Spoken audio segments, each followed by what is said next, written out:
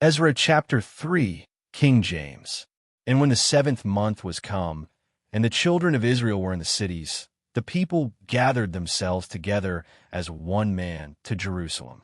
Then stood up Jeshua the son of Jozadak, and his brethren the priests, and Zerubbabel the son of Shealtiel, and his brethren, and builded the altar of the God of Israel, to offer burnt offerings thereon, as it is written in the law of Moses the man of God.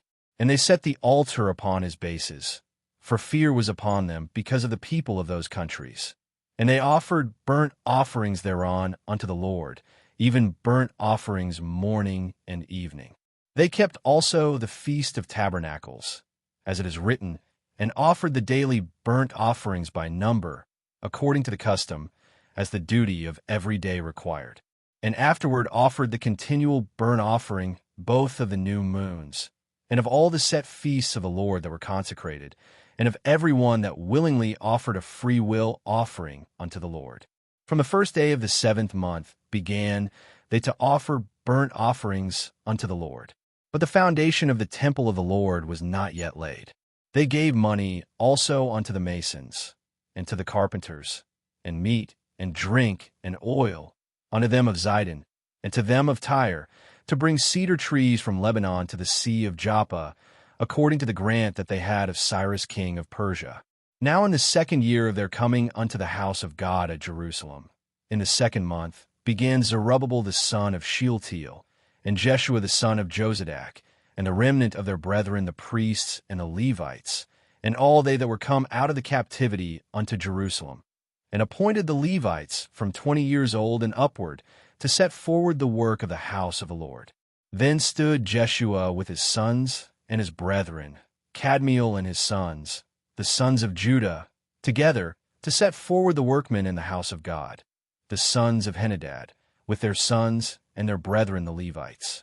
And when the builders laid the foundation of the temple of the Lord, they set the priests in their apparel with trumpets, and the Levites the sons of Asaph with cymbals, to praise the Lord, after the ordinance of David king of Israel. And they sang together by course in praising and giving thanks unto the Lord, because he is good, for his mercy endureth for ever toward Israel.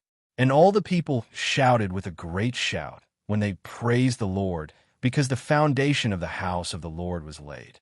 But many of the priests and Levites and chief of the fathers, who were ancient men, that had seen the first house, when the foundation of this house was laid before their eyes, wept with a loud voice, and many shouted aloud for joy, so that the people could not discern the noise of the shout of joy from the noise of the weeping of the people.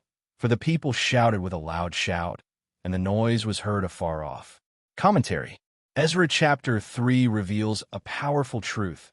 Worship comes before walls. Before the foundation of the temple was laid, the altar was rebuilt. Even in fear of surrounding nations, the people chose obedience and sacrifice. Their courage was rooted not in security, but in devotion. When the foundation was finally set, joy and sorrow mingled together.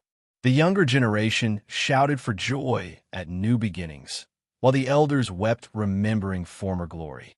Yet both responses rose into one sound of worship. This chapter reminds us that restoration often carries both grief for what was lost and hope for what God is rebuilding. The Lord's mercy endures forever, and he is faithful in every new foundation he lays.